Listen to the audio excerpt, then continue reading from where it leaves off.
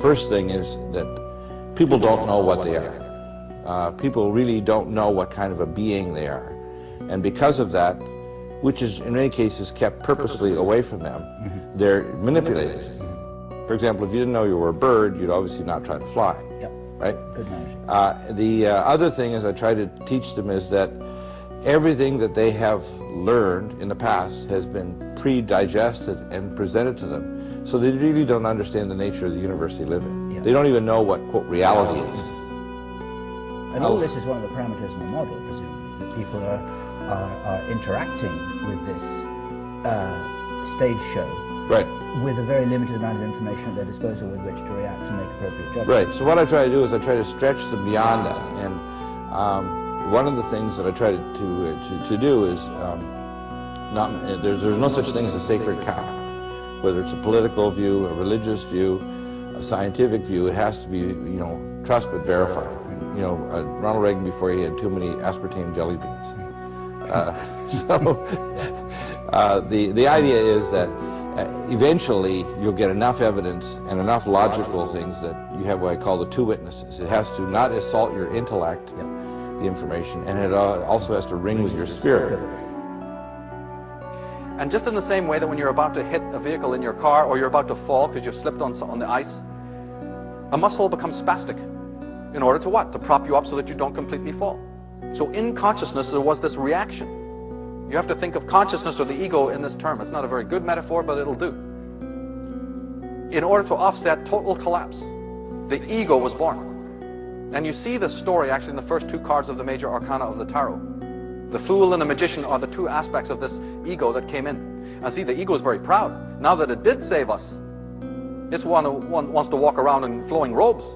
It's going, give me complete obedience. Hey, I saved your ass. The ego has done a great deal of job, a great deal of work. Now it's the center of consciousness, so to speak. And it's very limited. It's like a sort of an officious office manager. Well, of course it's going to be like that. The executives are out to lunch. The spirit is not with us. So who's running the corporation? The janitor. It's like the guy at the lodge house now thinks he's the lord of the manor. The butler is trying on the clothes of the master when he's away. That's the predicament that we're in right now. This is right out of the Science Journal, and this is backbone here, this protein in green, it's the same one that's in yellow. And in this case, this is a protein that causes muscle contraction in your body. And it depends on this signal. The signal is calcium. When calcium shows up, it plugs into the hole. It changes the charge, and it causes the protein to change its shape from this inactive form, conformation 1, shape 1. When I add the signal, it goes to shape 2, the active form. If I take the signal away, then the protein goes back to the resting state. So there are two different shapes to the protein, an active and an inactive form, and the activity is now controlled by the signal.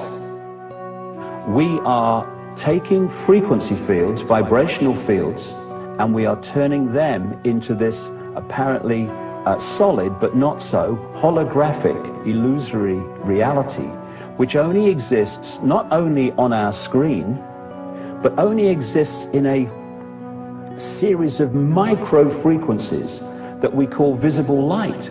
Because, as I was saying in that clip from Brixton, people think they see with their eyes, but they don't. The eyes are part of the decoding process, but it's the brain that constructs reality.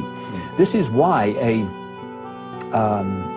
hypnotist can intervene in the decoding process by implanting the belief. The belief is a program. It makes the brain decode reality in accordance with the belief. This is why religious beliefs, political beliefs, scientific beliefs, all these cultural beliefs are so powerful in imprisoning people in this false reality and these belief systems, these prison cells.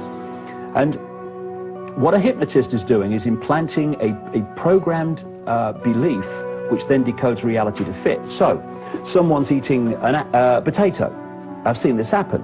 And they're eating a potato. The implanted belief by the hypnotist is that they're eating an apple. So what do they taste? They taste an apple, because the brain's decoding system has been programmed to read that and not what it's really being sent. Now, you take that over the wider scale of society. you take it on board that behind the politicians and the banking system and the transnational corporations and all these people, the military and the media at ownership level, are a network of interbreeding families that go back to the ancient world. And they understand, at least the core of them do, that we are living in this illusory matrix decoded reality. And the mass of the people are told from cradle to grave that this is all real, this is all solid, and there is an out there world which actually only exists in here, which actually only exists in here, which actually only exists in here, which actually only exists in here, which actually only exists in here.